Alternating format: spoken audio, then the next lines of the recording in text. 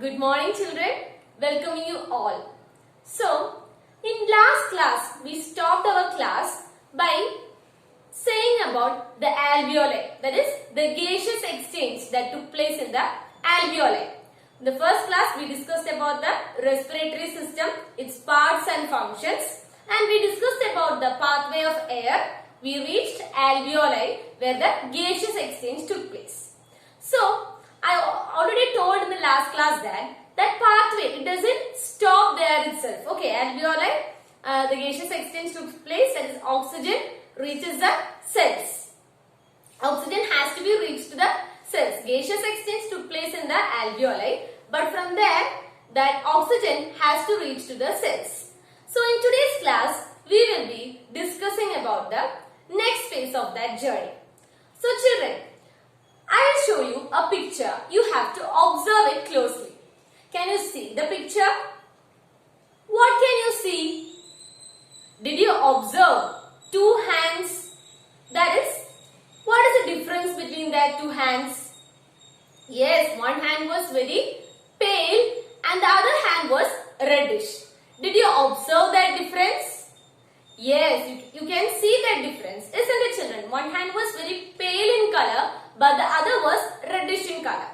In normal terms, what do we say if we see such a condition? That is, our color actually differs. Sometimes when we look at the eyes, inside our eyes like this, sometimes we feel that the blood is not present in sufficient amount. Okay, suppose my eye color will be not eye color, inside the eye that reddish color will be not same as that of yours. It differs. So commonly we see that people will say that the blood is not present. Like chorilla, isn't it? So what is it the right reason that is blood is not present in sufficient amount? They mean that oxygen supply doesn't take place properly. That is, oxygen is not supplied to all the body parts sufficiently, because that pale color results because of the insufficient supply of oxygen to that particular part. Isn't it? So children, I told you that oxygen supply is not sufficient and that is actually resulting in that is pale color that is seen. So children, oxygen is carried through which part which compound as what form in our body? Yes, blood. That is, oxygen is supplied through blood. So which component in the blood makes the blood red color? Exactly, it is hemoglobin. All of you know that. Okay, so it is through the blood that oxygen is supplied throughout our body. It is a component called hemoglobin which actually makes the blood red in color. Now, teacher will show you a picture of blood smear. That is a microscopic view of a blood sample. You all observe it. Okay? Children, can you observe the microscopic view of blood cells? In this picture, which all cells are more in number and which cells are less in number? Which cells are big and which cells are small? Children, did you notice the picture of the blood cells? In that, the red color cells which is present in large amount, what it is called? Very good, it is called RBC or red blood cell. RBC means red blood cell. What is its shape? Did you notice that shape? It is disc shape. It is disc shape. Have you observed disc? It is actually disc shape. And see children, RBCs are present more in number. In that picture, it is clear that RBCs are present more in number and that number is beyond our imagination. See, 45 lakh to 60 lakh RBCs can be found. Okay. And whether that RBC contain nucleus in that, whether it was nucleated? No, they do not have nucleus. Okay. And moreover, what was the color of that RBC? Yes, it was red in color. And what? Because of what it is red in color? I already told that hemoglobin is a component which gives the blood the red color. Okay, hemoglobin gives the blood the red color. So RBC consists of this hemoglobin. So did you study the peculiarity of RBC? RBCs are present more in number, that is up to 45 lakh to 60 lakh, and they are disc shaped and they do not have nucleus and they have hemoglobin hemoglobin which gives the blood the red color. Children, I told you that RBC contains the hemoglobin and hemoglobin is important for giving the blood the red color. Now, let us examine the structure of hemoglobin.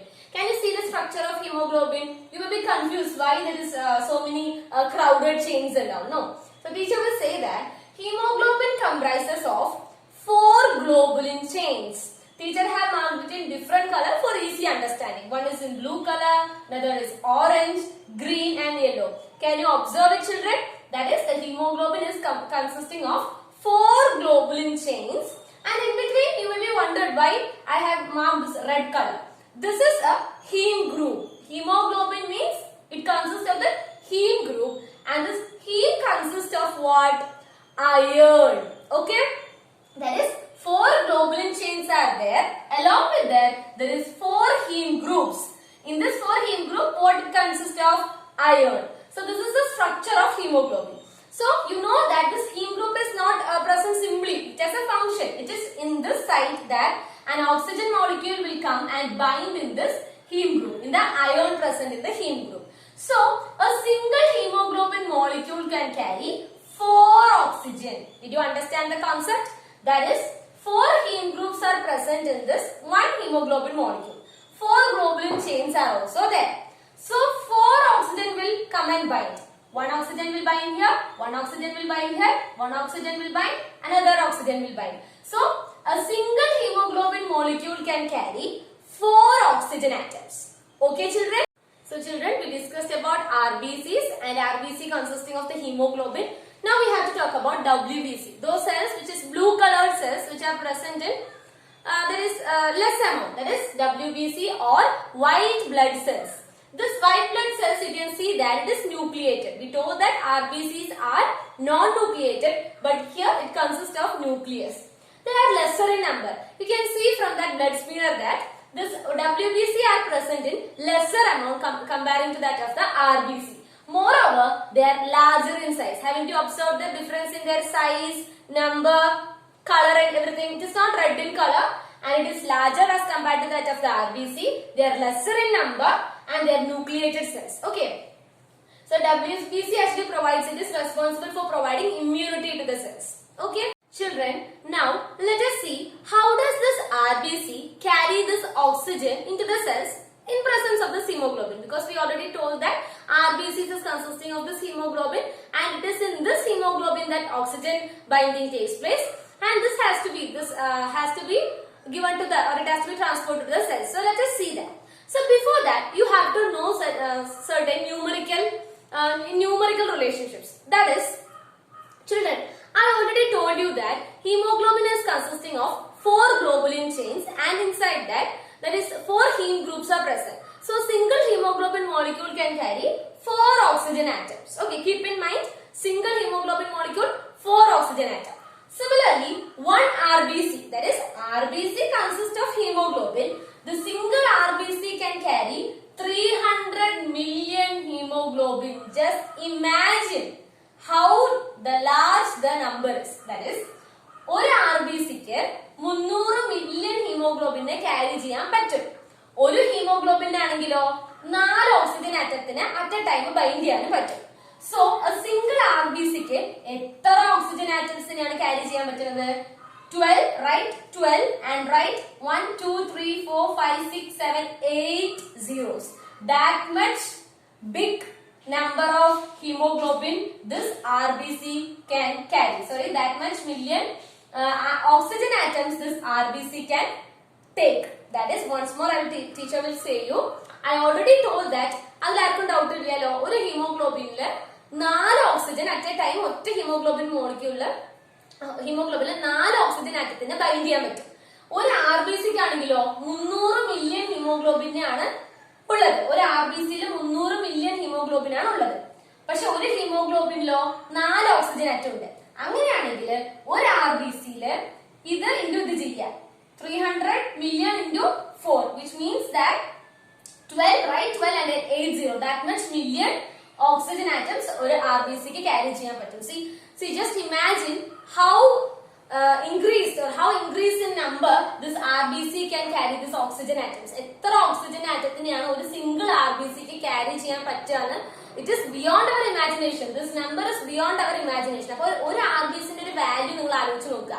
ഈ ഒറ്റ RBC ക്ക് ഇത്രയും ഓക്സിജനെ carry ചെയ്യാൻ പറ്റുന്നതാണ് പറയുന്നത്.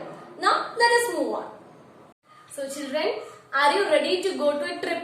I know that all are confined to your places and you cannot have a journey or trip. Now, teacher, along with teacher, we are going to have a journey. Are you all ready? Yes. So, now what we are going to do is that we are going to move, that is, we are consider ourselves as oxygen. നമ്മൾ എല്ലാവരും oxygen ആണെന്ന് വിചാരിക്കുക. നമ്മൾക്ക് എവിടേക്ക് കടക്കണം? സെല്ലിന്റെ ഉള്ളിലേക്ക് കടക്കണം. We are going to, our trip, our destination is in order to get the inside the cells. Okay, നമ്മൾ അറ്റ്മോസ്ഫിയറിലുള്ള ഓക്സിജൻസ് ആണ്. ഇപ്പൊ നമ്മൾ നിൽക്കുന്നത് എവിടെയാണ്?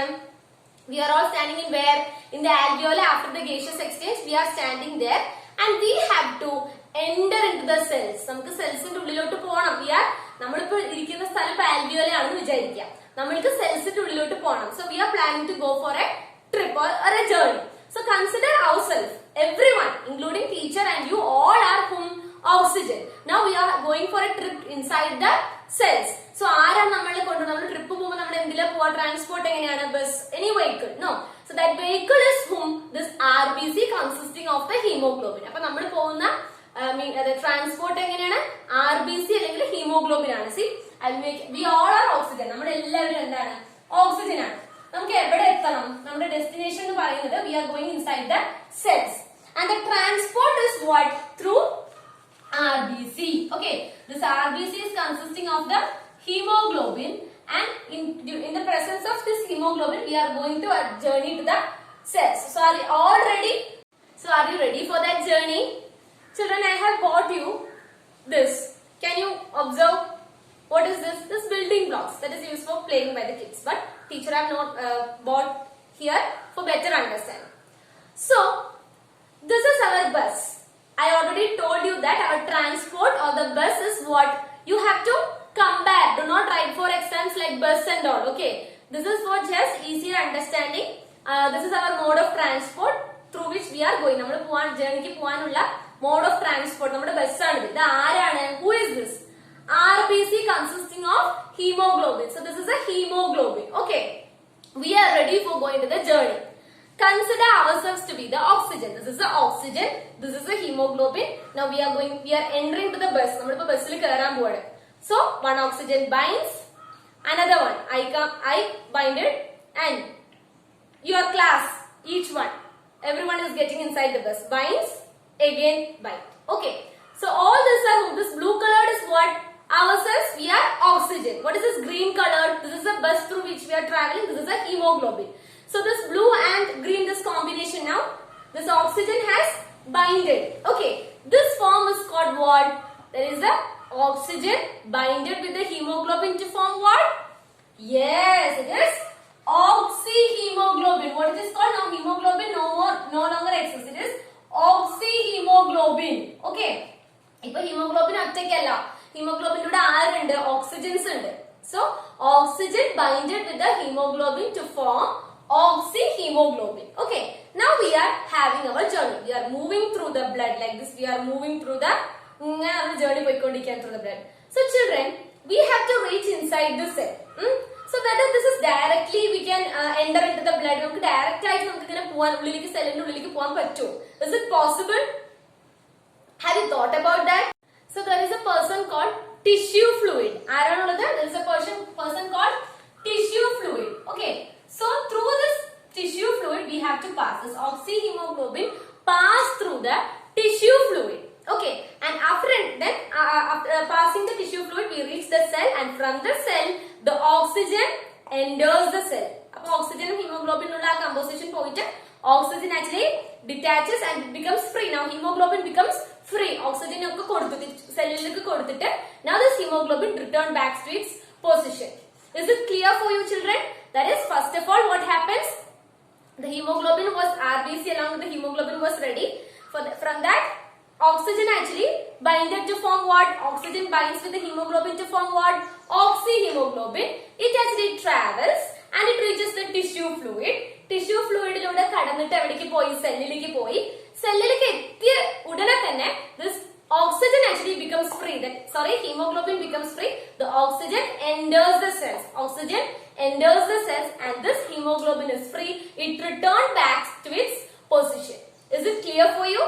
And a table is given in your, a flow chart is given in your textbook. It is not filled. You have to fill it. Okay, you have to fill it by seeing the video in this class. I'm sure that, grand for sure that you can fill that table. Children, hope that journey was clear for you, and I want to add a thing to you. That is, we discussed that whenever oxygen combines with the hemoglobin, it forms oxyhemoglobin. It is clear to you. That is, oxygen combines with the hemoglobin to form, that is, this hemoglobin, oxygen combined to form oxyhemoglobin. Now, there is another important person called carbon monoxide. What it is called? Carbon monoxide. So whenever this carbon monoxide binds with the hemoglobin to form what? Can you say? That is, oxygen plus hemoglobin gives oxyhemoglobin. So what if this carbon monoxide binds with hemoglobin? It is called what? Yes, it is carboxyhemoglobin. It is carboxyhemoglobin. Okay. So oxygen when bind with the hemoglobin is called oxyhemoglobin. When carbon monoxide binds with the hemoglobin, this is known as the carboxyhemoglobin. Okay. But one thing is there. That is, this is a hemoglobin. Consider this to be a hemoglobin. This is a carbon monoxide molecule. This is an oxygen molecule. So when both these are present inside the cell, that is, hemoglobin undu, or carbon monoxide undu, oxygen undu ennundengil, the hemoglobin will have more affinity to carbon monoxide rather than oxygen. Oxygen അടുത്തുള്ള affinity കാട്ടിയും carbon monoxide അടുത്തായിരിക്കും hemoglobin കൂടുതൽ affinity. We already discussed that hemoglobin have affinity to oxygen and it forms the oxyhemoglobin. പക്ഷേ carbon മോണോക്സൈഡിന്റെ പ്രസൻസിൽ ഒരു carbon മോണോക്സൈഡും കൂടെ ഈ ഓക്സിജന്റെ കൂടെ ഉണ്ടെന്നുണ്ടെങ്കിൽ it will easily bind with this carbon monoxide rather than oxygen. അപ്പൊ ഓക്സിജന് ആയിരിക്കില്ല ഇഷ്ടമാണ്, കൂടുതൽ ഇഷ്ടം ആയിരിക്കും. കാരണം ഇപ്പൊ കാർബൺ മോണോക്സൈഡ് ഇല്ലാന്നുണ്ടെങ്കിൽ then it will bind with the oxygen to form the oxyhemoglobin, no doubt. But in presence of this carbon monoxide കൂടെ വരികയാണെന്നുണ്ടെങ്കിൽ it will bind with the carboxy to form the carboxyhemoglobin. നമുക്ക് അറിയാലോ, അപ്പൊ നമ്മുടെ രണ്ട് friends ഉണ്ടെങ്കിൽ if there are two friends, one is your best friend and one is just your classmate. So whom does you love the most? Your best friend. But your best friend is actually good for you, but this carboxyhemoglobin is a killer. Whenever this compound is formed, this carbon monoxide is a killer, a silent killer, because when we inhale it, it is toxic and it is this compound, it results in our death. Have you seen that movie Classmate? In that, a character will die off mainly due to the breathing, that is leakage from generator, actually causes the death of a person, isn't it? What happens? It is because of the presence of carbon monoxide. So whenever we are in a fire, that is a room, and fire is there, what we have to do? There is a chance for breathing in carbon monoxide along with the smoke. Okay, we have to immediately move away from that place. Okay, we have to cover our nose. Okay, cover our nose and mouth, and we with a damp cloth, and we have to move away from that place. So whenever there is a presence of carbon monoxide, immediately if we are breathing in it, it actually forms the carboxyhemoglobin and there is a chance for death. Okay, so we have to move from that place to a safer place and breathe the oxygen. Okay. Children, have you got iron tablets from schools? You may be wondering that some of them have consumed it and others may have refused to consume it. So have you ever thought why these iron tablets are provided from school? So there are certain government programs that is launched in order to distribute the iron tablets or the folic acids in school. That is a weekly iron folic acid supplementation is given. It is there are so many government projects. So have you thought why these iron tablets are provided, or what is the importance of iron tablets? Okay, I'm asking you, what is the importance? By hearing today's class, you say that. What is the importance of iron in our body? Can you say? Excellent. Who said that answer? Very good. That is, hemoglobin is consisting of the heme group. Teacher showed you that chart, isn't it? Hemoglobin consisting of the heme group, and that heme group consists of iron. I already told you that oxygen binds with the heme group, isn't it? And this heme is consisting of what? Iron. അതായത് haem group എന്ന് പറയുമ്പോൾ iron ആണ്. അപ്പൊ ഓക്സിജന്റെ ഇവിടെ bind ചെയ്യണമെന്നുണ്ടെങ്കിൽ ആര് വേണം? അയൺ വേണം. Okay. So this iron is very important because only the oxygen can bind with that.